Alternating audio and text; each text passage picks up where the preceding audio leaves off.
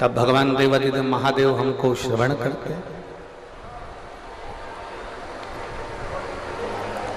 शिव कथा कहती है, भगवान शंकर का संवाद है। शाम के समय पर जब भगवान की आवाज गूंज रही है, सब दूर आवाज रिटर्न आ रही है, गला पकड़कर बोलना पड़ रहा है, उसको मिठास डालिए।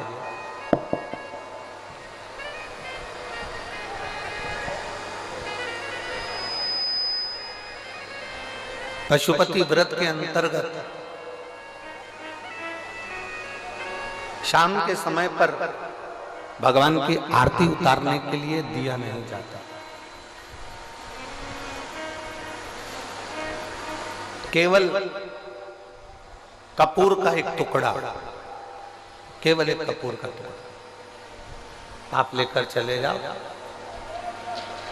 और वो भी शिव महापुराण की कथा कहती है, भगवान शंकर का चरित्र कथा है, शिव पुराण जाओ, और वो भी शिव महापुराण की कथा कहती है, भगवान शंकर का चरित्र कथा है, शिव पुराण कहती है। अगर आपका मन कर रहा है आरती उतारने का तो लेकर जाओ, नहीं तो यहां तक शिव महापुराण के अंतर्गत वर्णन किया है पशुपति व्रत का कि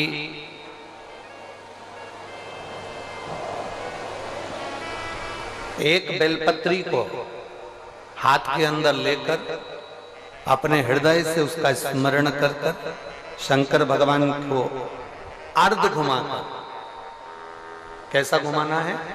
अर्ध। अर्ध मतलब शिव जी को पूरा घुमा भी नहीं रहे हो। कितना घुमा रहे हो? केवल अर्ध, केवल अर्ध।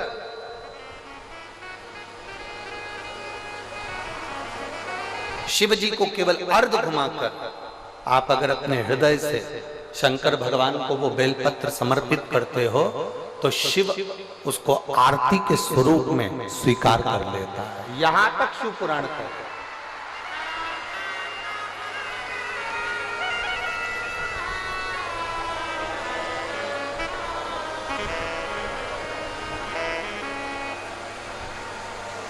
घर में कितनी बार आरती करते हो आप लोग? जम के बोलो जरा, जम के। 2 बार, एक सुबह एक शाम। एक सुबह के समय आरती करते हो और एक शाम के समय आरती करते हो। 2 बार आरती केवल।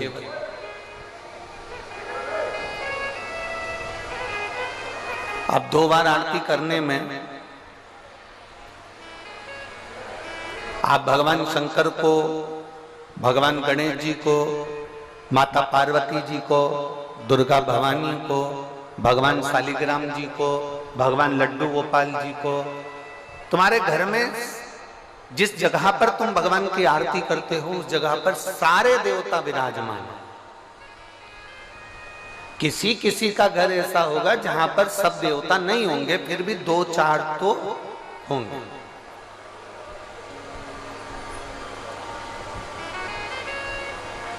फिर भी 2-4 तो होंगे।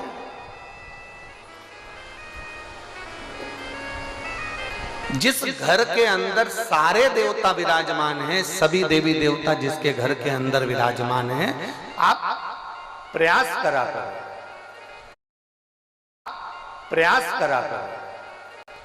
प्रयास करना।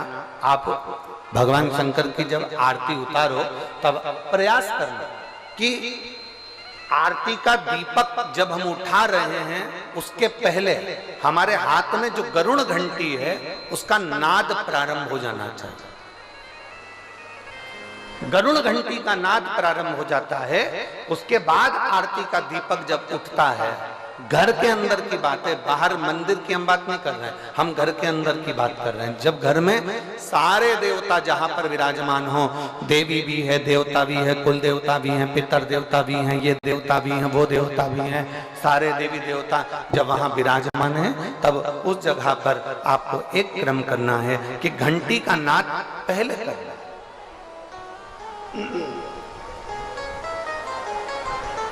कारण अगर किसी मंदिर के अंदर केवल एक देवता है, किसी मंदिर के अंदर केवल एक देवता है, तो आप डायरेक्ट आरती उठाइए, घंटी बजाइए और चालू हो जाइए। पर घर के अंदर अगर सारे देवता विराजमान हैं, गणेश जी बैठे हैं, देवी जी बैठी है, पितृदेव बैठे हैं, गरुण देव बैठे हैं, वरुण देव बैठे हैं, सारे देवता देवी देवता उस मंदिर के अंदर बैठे हैं, तो आपको पहले गरुड़ की घंटी का नाद करना चाहिए। उसका कारण ये होता है कि जितने देवी देवता हैं, घंटी की आवाज सुनते से ही उन देवताओं की दृष्टि हमारे ऊपर पड़ जाती है, और हम जब दीप उठाते हैं, आरती निहारना प्रारंभ करते हैं, तो देवता हमको वर प्रदान करना प्रारंभ कर देते हैं। वो देवता हमें वर प्रदान करना प्रारंभ कर देते हैं।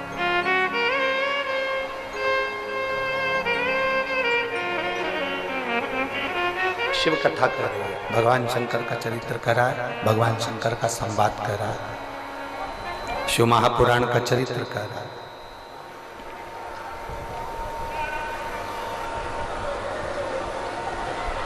पशुपति व्रत करने वाले को 2 नियम सबसे पक्के रखना चाहिए।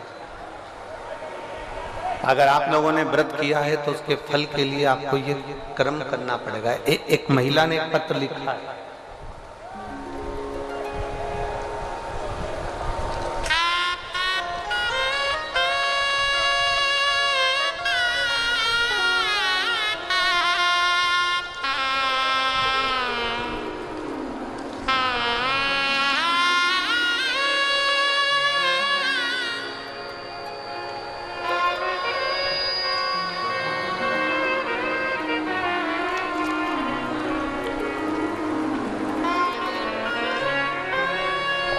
मैं लता गिरी, धर्मपत्नी धर्मेंद्र गिरी, उत्तम नगर, नई दिल्ली, मोबाइल नंबर मेरा ये है। कहीं बैठी हो तो हाथ हिला सकती हैं। हाँ ठीक है, दिख गए। बच्चे लाए हो साथ में? दोनों बच्चे हैं? कैमरे वाले एक और दिखाओ। 2 ही बच्चे? हाँ लिया दोनों बच्चे।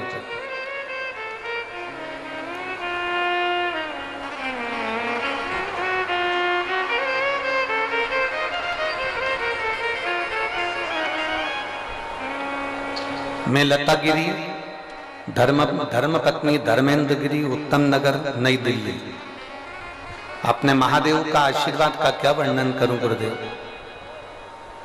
मेरी 10 साल की एक बेटी है।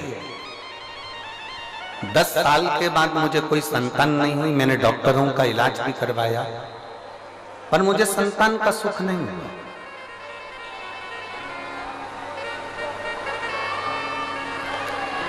अगर मेरा गर्भ ठेरता भी तो 50 से 60 दिन में मेरे बच्चे गिर जाते, मेरा गर्भ समाप्त हो जाता। 10 साल तक मुझे औलाद नहीं हुई। तब डॉक्टर ने मुझे कहा, लता गिरी, धर्मपत्नी धर्मेंद्र गिरी, उत्तम नगर, नई दिल्ली, मेरी 10 साल की बेटी के बाद संतान का सुख नहीं हुआ। डॉक्टरों ने मना कर दिया था कि तुम्हें संतान नहीं होगी, पर आपकी कथा टीवी के माध्यम से सुनी। आपने कहा था पंडाल में बैठकर जो मांगा जाता है वो बाबा देता जरूर है। उसी समय पर आपका 2022 का रुद्राक्ष महोत्सव हो रहा था। हम उसमें चले गए और हमने वहां पर कंकर शंकर की पूजन करी, एक रुद्राक्ष लिया। वहां से आने के बाद हमने सफेद आंकड़े की जड़ का प्रयोग किया, पशुपतिनाथ का व्रत किया। एक व्रत करने पर हमें उसका फल नहीं मिला, हो सकता है हमारी पूजन में कोई कमी रह गई हो। फिर हमने दूसरी बार व्रत किया और जैसा जैसा आपने व्रत में बताया था वो हमने किया। आज बाबा की कृपा, दुनिया के लोग ताना मारते थे कि 10 साल की बेटी हो गई, अब क्या संतान होगी, क्या औलाद होगी। मेरे गर्भ से क्या मुझे बेटा नहीं हो सकता, पुत्र नहीं हो सकता? गुरुदेव, आपने कहा है कोई व्रत करो, आराधना करो, पर बाबा के भरोसे करो। और बाबा कभी भी खाली नहीं रखता, देता है तो छप्पर फाड़ कर देता है। और मेरे बाबा ने ऐसी कृपा कर दी गुरुदेव, मैंने 4 बार सफेद आंकड़े की जड़ का प्रयोग करा, 4 बार प्रयोग करने पर भी मेरा गर्भ नहीं ठहरा। पर आपके वचन कभी झूठे नहीं हो सकते, इसलिए मैंने 5वीं बार फिर जड़ बांधी। और 5वीं बार जड़ बांधी तो बाबा की ऐसी कृपा हुई कि मेरे गर्भ से 2 बेटों ने जन्म लिया। मेरे गर्भ से 2 पुत्रों ने जन्म लिया। मैं दोनों को यहां लेकर आई हूं। बाबा को प्रणाम।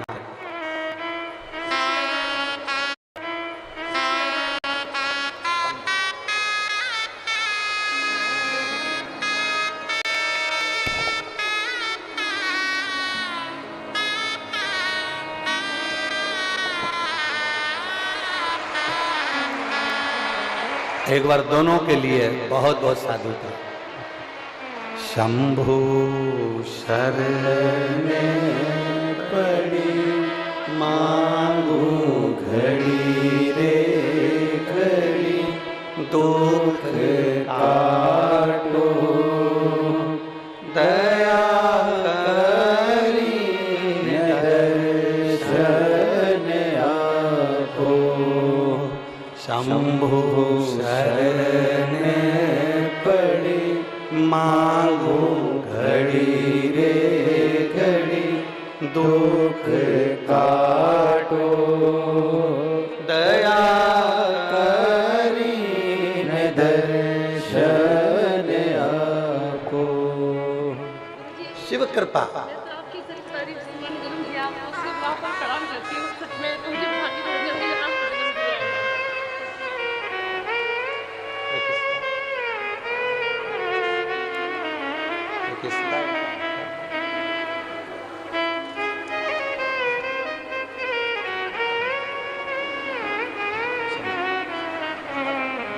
अरे लुटा दिया प्यार काशी वाले ने, कर दिया माला माल काशी वाले ने। एक निवेदन करना चाहते हैं, आप लोग अगर स्वीकार करेंगे तो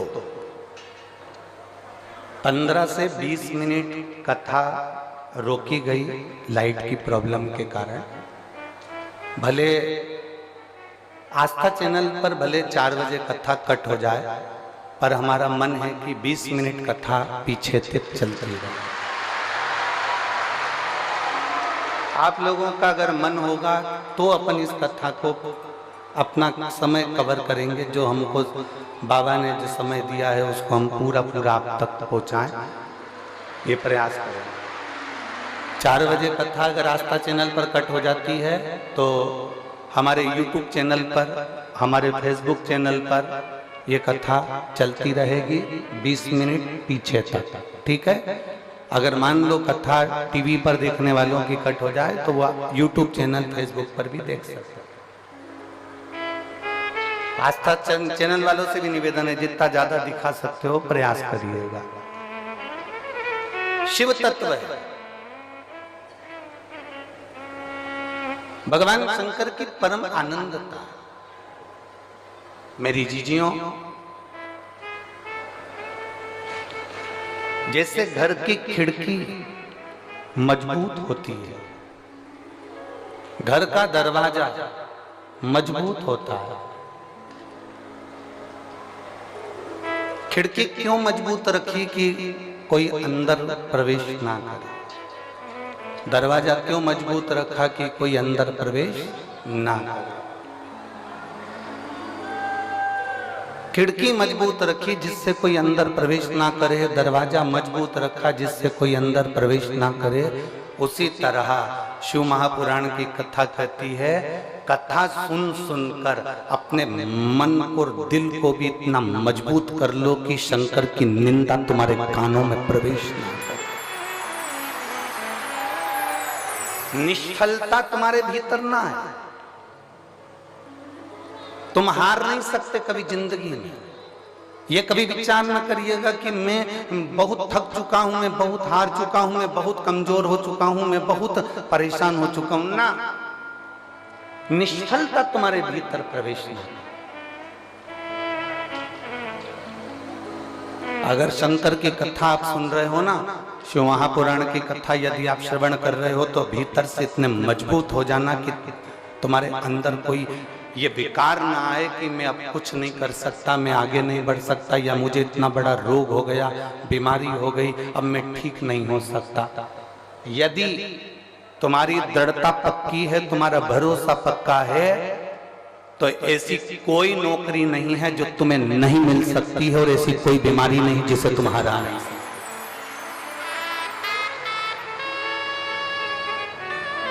अपने लक्ष्य को पक्का कर, अपने विश्वास को पक्का कर। आज कोई कह रहा था कि गुरुजी ये बताइए कि भगवान शंकर के मंदिर की सीढ़ी चढ़ने का फल क्या है, मंदिर में जाने का फल क्या है, मंदिर की चौखट पर जाने का फल क्या है, मंदिर की सीढ़ियां चढ़ने का क्या फल है, शिवालय में जाने का क्या फल है। शिव महापुराण की कथा कहती है कि भगवान शंकर के शिवालय की जितनी सीढ़ियां चढ़ते हैं, जितने कदम चलकर हम भगवान शंकर की कथा तक पहुंचते हैं, जितने कदम चलकर हम भगवान के मंदिर तक पहुंचते हैं, जितने कदम चलकर हम शिवालय तक पहुंचते हैं, जितने कदम चलकर हम भगवान शंकर की पवित्र कथा तक पहुंचते हैं, शिव कथा कहती है उतने उतने मार्ग मेरा भोलेनाथ तुम्हारे लिए खोलता चले जाता है और आपको आगे निकालता चले जाता है। बोल बम का नारा है सारी समस्या का हल। आपकी भक्ति के बल को आप बढ़ाइए, आप अपने विश्वास को दृढ़ बनाइए। एक मां बेटी है जिसको ताने दे देकर लोगों ने मार दिया। तेरी शादी को 1 साल हो गया, 2 साल हो गया, 3 साल हो गया, 4 साल हो गया, 5 साल हो गया, 6 साल हो गया, 7 साल, 8 साल, 9 साल, 10 साल, 11 साल, 12 साल, 13 साल, 14 साल, 15 साल, 16 साल, 17 साल तेरी शादी को हो गए। 17 वर्ष तक भी उसके घर में औलाद नहीं हुई। तब आखिरी में एक कोई ने मोबाइल पर, व्हाट्सएप पर कोई ने, ये कहीं जा रही थी और बस की सीट के पास में कोई मोबाइल पर कथा देख रहा था, तो इसने कहा भैया ये किसकी कथा है? उसने कहा ये शिव पुराण की कथा है, हम सुनते हैं। जब जब हमने मोबाइल पर सुनी, चाहे टीवी पर सुनी, भगवान ने हमारी सुनी। तो कहा मेरे घर में 17-18 साल हो गए, औलाद नहीं है, तो क्या मुझे भगवान औलाद दे देगा? तो उसने कहा अगर तू टीवी के सामने आसन लगाकर बैठकर दिल से कथा सुनेगी तो 18 क्या 20 साल बाद भी औलाद हो जाएगी, पक्का है। और उसको 18 साल के बाद में औलाद हुई। कहीं बैठी हो 17-18 साल के बाद में औलाद हुई, हम पत्र ढूंढेंगे उससे अच्छा। अगर कहीं बैठी हो तो हाथ हिला सकती। 17 साल के बाद, 18 साल के बाद उसको औलाद हुई। अगर कहीं बैठी हो तो हाथ हिला सकते हो। और बच्चों को अगर लेकर आई हो तो यहाँ ला सकती हो। उसका पत्र हम ढूंढेंगे, टाइम लगेगा। शिव कथा कहती है, शिव महापुराण की कथा कह रही है, शिव तत्व कह रहा है। आपका भरोसा, आपकी दृढ़ता, आपका विश्वास,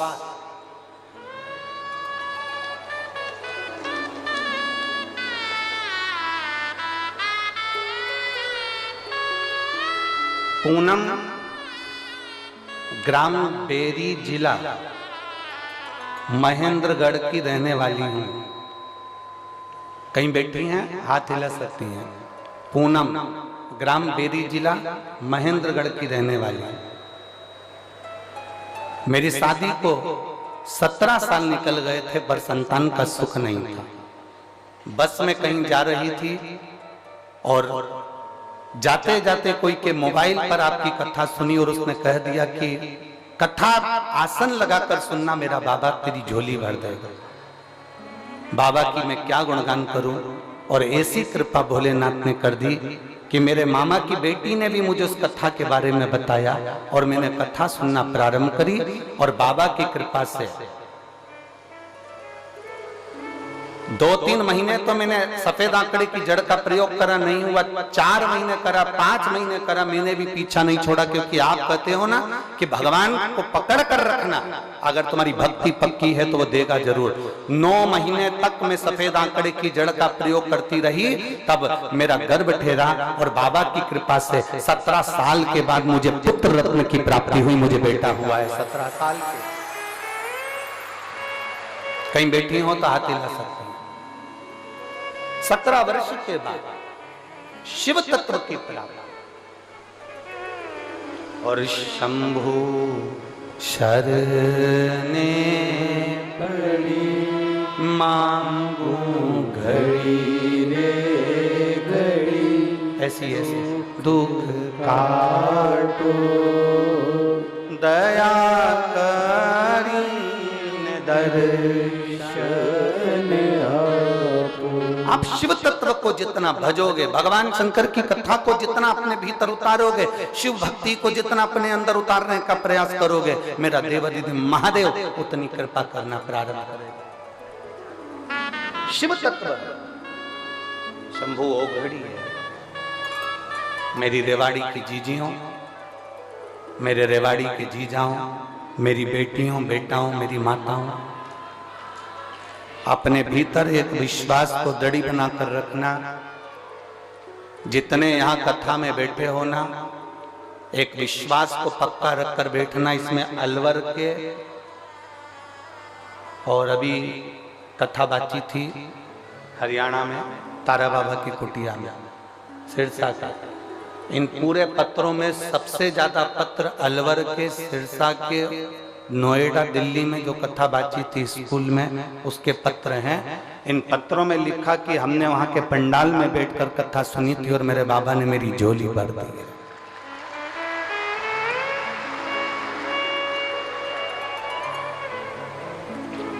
कितना विश्वास लेकर लोग कथा में आते होंगे। एम्बुलेंस लगा लगा कर लोग अपने अपने घर के जीवों को, जो बीमार है, बहुत तकलीफ में है, वो भी कथा सुन रहे हैं। शायद रेवाड़ी में ऐसा नजारा कभी नहीं देखा होगा जिस नजारे का दर्शन आप यहाँ सुनील जी के इस पवित्र प्रयास से आप देख रहे हैं। और मैं सुनील जी आपको धन्यवाद देता हूं कि इसमें से कई जीजियां मेरी ऐसी हैं, कई माताएं, कई भाई ऐसे हैं जो कहीं बाहर जाकर कथा नहीं सुन पाए थे। आपके माध्यम से कम इनको कथा सुनने का मौका मिला। साधुता है ये, शिव तत्व। एक प्रयास करिए भगवान को पाने का। खिड़की मजबूत बनाते हो जिससे अंदर कोई घुसे ना, प्रवेश ना करे। दरवाजा मजबूत लगाते हो जिससे अंदर प्रवेश ना करे। उसी तरह अपने मन को, अपनी दृढ़ता को, अपने विश्वास को भी इतना मजबूत बनाना कि मैं हार नहीं सकती। मेरे साथ में मेरा देवाधिदेव महादेव है, वो मुझे जिता कर मारना, मैं हारूंगी नहीं।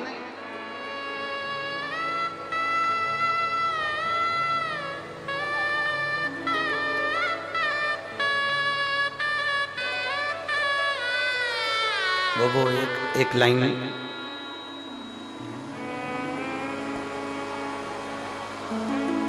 रिश्ता तेरा मेरा सबसे है प्यारा, रिश्ता तेरा मेरा सबसे है प्यारा, रिश्ता तेरा मेरा सबसे है प्यारा, रिश्ता तेरा मेरा सबसे है प्यारा।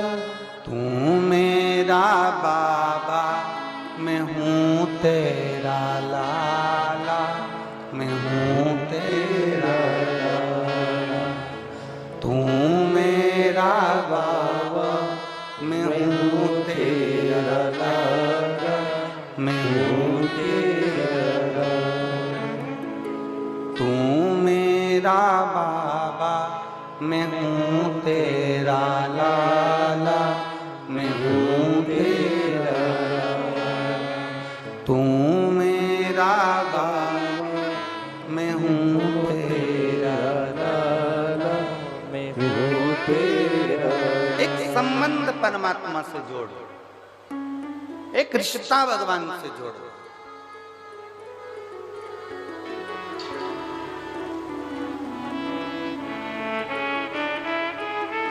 इन पत्र में एक पत्र एक बहन ने लिखा है, जिसमें उसने लिखा कि मैं इतनी कर्जे में डूब गई, इतनी कर्जे में डूब गई कि ना मेरे पास खाने को था ना पहनने को था,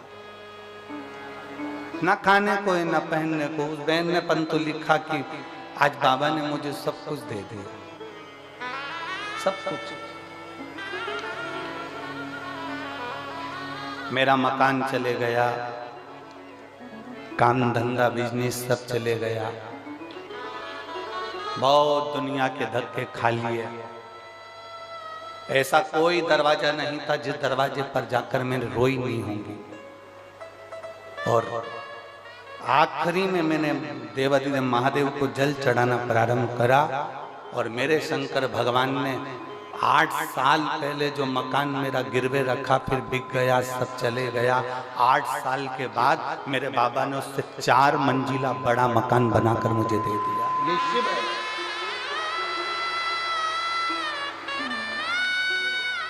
उसने अपने मकान का फोटो तक लगाया।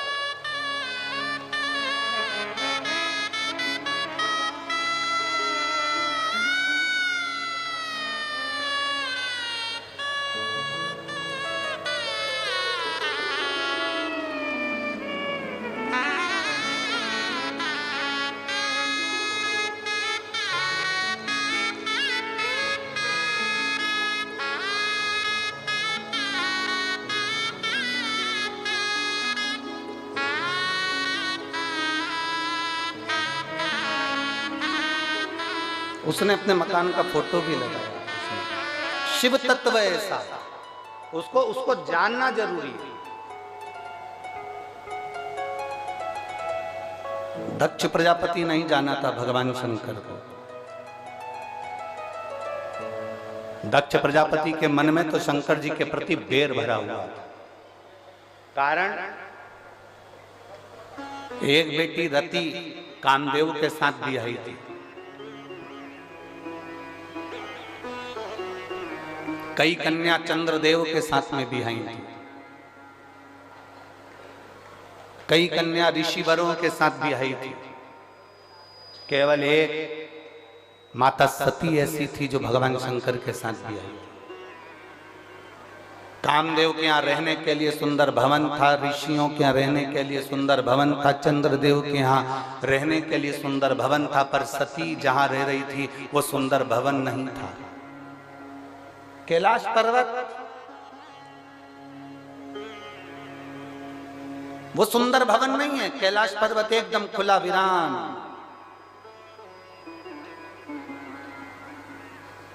रह रही है मां सती। दक्ष प्रजापति के मन में बहुत बहुत भेद उत्पन्न हो गया। और भेद क्या था? दक्ष प्रजापति ने चंद्रदेव को काया का रोग होने का श्राप दे दिया था कि चंद्र मैं तुझे श्राप देता हूं कि तुझे काया का रोग होगा। चंद्र को काया का रोग हो गया, उसकी काया क्षीण होने लगी, गिरने लगी, टपकने लगी।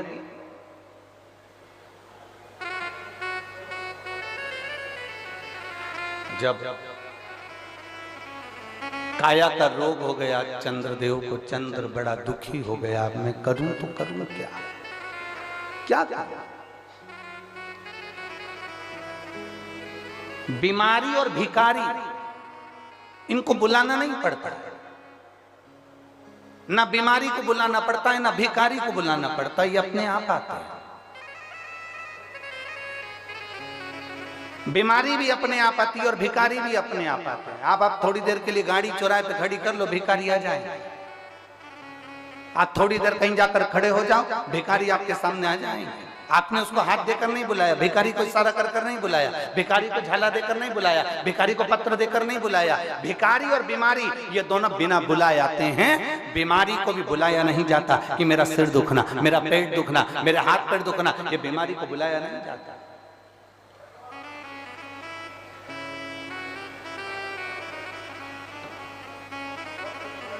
आज एक बहन कह रही थी कि गुरुजी, वो अभी की बात कहे, गुरुजी सिर की गोली अलग होती है, पैर दुखने की गोली अलग होती है, पेट दुखने की गोली अलग होती है, थायराइड की गोली अलग होती है, बीपी शुगर की गोली अलग होती है, और आप तो कहते हो सारी समस्या का हल एक लोटा जल। सबकी गोली अलग है और आपने एक ही गोली कर दी। तो हमने उससे कहा, देखो पहले पूर्व समय का अंदाजा लगा कर बैठिए। पुराने समय में घुटने के डॉक्टर अलग नहीं होते थे, फेफड़े के डॉक्टर अलग नहीं होते थे, आंख के डॉक्टर अलग नहीं होते थे, सिर के डॉक्टर अलग नहीं होते थे। गांव में, शहर में एक डॉक्टर होता था, वो एक हॉस्पिटल में एक डॉक्टर रहता था और वो एक डॉक्टर सारी रोग का इलाज कर देता था। उसी तरह से मेरे शंकर महामृत्युंजय कहलाते हैं, वो सारा रोग का एक बार अकाल मृत्यु वो मरे जो काम करे चंडाल का, काल उसका क्या बिगाड़े जो भक्त हो महा काल का। जो शंकर की आराधना करने वाला, शिव की स्तुति करने वाला, शंकर का अनुमोदन करने वाला, शिव स्मरण में डूबने वाला, उसका इलाज मेरा भोलेनाथ जानकर कर देता है।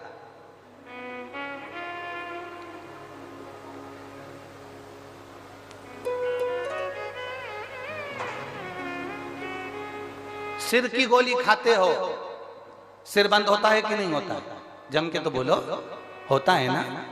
पेट की गोली खाते हो, पेट बंद होता है कि नहीं होता? जम के बोलो, होता है ना। नेत्र की गोली खाते हो, नेत्र की तकलीफ दूर होती है ना।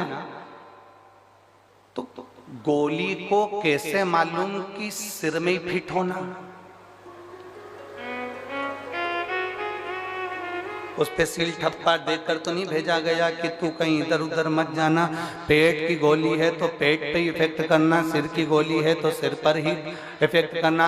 आप गोली को कैसे मालूम होता है कि पैर दुखने की है तो पैर पर असर करेगी, हाथ दुखने की है तो हाथ पर असर करेगी, किडनी की है तो किडनी पर असर करेगी, लीवर की है तो लीवर पर असर करेगी, थायराइड की है तो थायराइड पर असर करेगी, और सिर दर्द की है तो सिर दर्द पर असर करेगी। गोली को खाया जाता है, वो पेट में जाती है और जिस चीज में तकलीफ होती है वहां वो असर करना प्रारंभ करती है। शंकर भगवान पर चढ़ा हुआ जल तुम जब रोज पीते हो, तुम्हारी इंद्रियों में जहां जहां तकलीफ होती है, मेरा महादेव वहां स्वयं आकर उसको अच्छा करना प्रारंभ कर देता है, श्रेष्ठ करना प्रारंभ कर देता है। यहाँ अपन लोग स्तुति गाते हैं, भोला दुख काटो